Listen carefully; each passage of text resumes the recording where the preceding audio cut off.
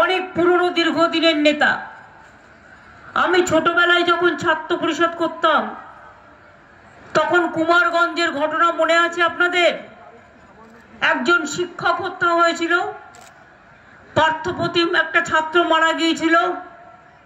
তখন সিপিএম সরকার শতাধিক ছাত্রছাত্রীকে গ্রেপ্তার করে রেখে দিয়েছিল। এবং আমি রাতের বেলায় বিপ্লব মিত্রকে নিয়ে শঙ্কর চক্রবর্তীর বাড়ি যাই এবং সেখান থেকে আমি শঙ্করদাকে রাজি করাই এবং সুভাষ চাকি সেখানকার কাউন্সিল যে মানে লয়ার, তাকে বলি আমাকে একটা গ্রাউন্ড জোগাড় করে দাও, কারণ আমিও কিন্তু লয়ার। আমি সেই গ্রাউন্ড কোর্টে পড়ে শঙ্করদা, আমি এবং বালুরঘাটের সব আইনজীবীরা আমরা কোর্টে যাই। সেদিন সিপিএম বন্ধ ডেকে রেখেছিল, বিজেপি বন্ধ ডেকে রেখেছিল। আমরা সবাই মিলে ঢুকে গিয়ে ছাত্রছাত্রীদের আমরা সেখান থেকে উদ্ধার করি এবং তাদের মুক্ত করি। কাজে বালুরঘাটের ঘটনা আমার কাছে নতুন কোনো ঘটনা নয়। কি আমি ঠিক বলছি তো? কুমারগঞ্জের এমএলএ, তারা মনে পড়ছে ঘটনা, গৌতম মনে পড়ছে, বিপ্লবদা মনে পড়ছে, প্রশান্ত মনে পড়ছে, আশা করি সবার মনে পড়ছে ঘটনা। বালুরঘাটে আগে রাস্তায় বন্যার পর বন্যা হতো, আমি নিজে বারবার আসতাম। গঙ্গারামপুর থেকে বালুরঘাট বন্যার সময় আমার এখানে আসার নিত্য নৈতিক ব্যাপার ছিল তাদের হাতে রিলিফ তৈরি করে দেওয়া, রিলিফ তুলে দেওয়া। আমি জানি এখানে গঙ্গার ভাঙন, যেটা কেন্দ্রীয় সরকারের আন্ডারে দিল্লির, আর আত্মীয় নদীর বাদ দেওয়াতে বালুরঘাটের জলের অসুবিধে হয়।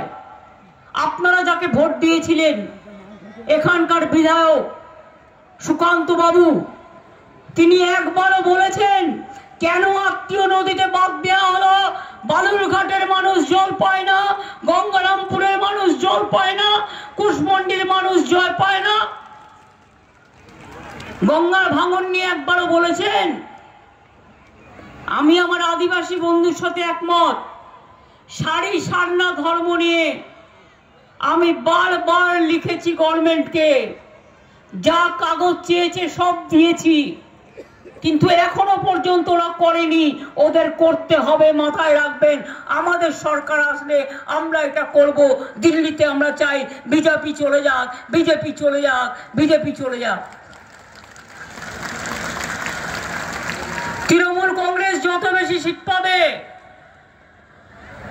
তত দিল্লির ইন্ডিয়া অ্যালায়েন্স শক্তিশালী হবে এবং আমরা চাই বিজেপি বিদায় নিক। কেন বিদায় নিক? মোদির গ্যারেন্টি কি? গ্যারেন্টি এনআরসি চালু করে সবাইকে বাংলা থেকে উচ্ছেদ করো। মানব না, এনআরসি করতে দেব না। মাথায় রাখবেন, আপনারা সবাই নাগরিক, আমরা সবাই নাগরিক, এটা আমাদের অধিকার, এটা বিজেপির দয়ায় নয়। স্বাধীনতা আন্দোলনের সময় কোথায় ছিল? এখন সিপিএম কংগ্রেস বিজেপি বাংলাতে একসাথে লড়ে, আর আমাদের লড়াই বিজেপির সাথে তৃণমূল কংগ্রেস একলা লড়ছে। সিপিএম কংগ্রেস বিজেপিকে এখানে সাপোর্ট দিচ্ছে। আর একটা নতুন পার্টি জুটেছে বিজেপির ভাই ভাই, কে করবেন না, কে করলেই বিদেশি হয়ে যাবেন। আর বিদেশি হয়ে গেলে বাংলাদেশ থেকে আপনাকে 50 বছর আগেকার বাবা মায়ের সার্টিফিকেট নিতে হবে। আর আপনাকে বিদেশি বলে আপনাকে ডিটেনশন ক্যাম্পে রেখে দেবে। আসামে যেটা করেছে, কত লোক মারা গেছে, 19 লক্ষ লোকের নাম বাদ গেছে। আমরা মানব না। আমি বাংলায় আছি বলে বিজেপির খুব রাগ। যেন তেন প্রকারণে তৃণমূলকে হারানো ওদের উদ্দেশ্য। ওদের লজ্জা ঘৃণা ভয় তিন থাকতে নয়, কানে দিয়েছে তুলো আর পিঠে বেঁধেছে কুলো। আর যত পারো সিবিআই কে দিয়ে কিলো, এনআইএ কে দিয়ে কিলো, ইনকাম ট্যাক্স কে দিয়ে কিলো, ইডি কে দিয়ে কিলো। ওদের জিজ্ঞেস করুন একটা এনআইএ বালিশে কত কিলো থাকে, একটা সিবিআই বালিশে কত কিলো থাকে, একটা ইনকাম ট্যাক্স বালিশে কত কিলো থাকে। আমি যখন বেরোচ্ছিলাম হেমতাবাদ থেকে, যা বলে দেয় এনআইএ সিবিআই ইডিআই সেটাই বলে সাংবাদিকরা, আমাকে কোশ্চেন করছে।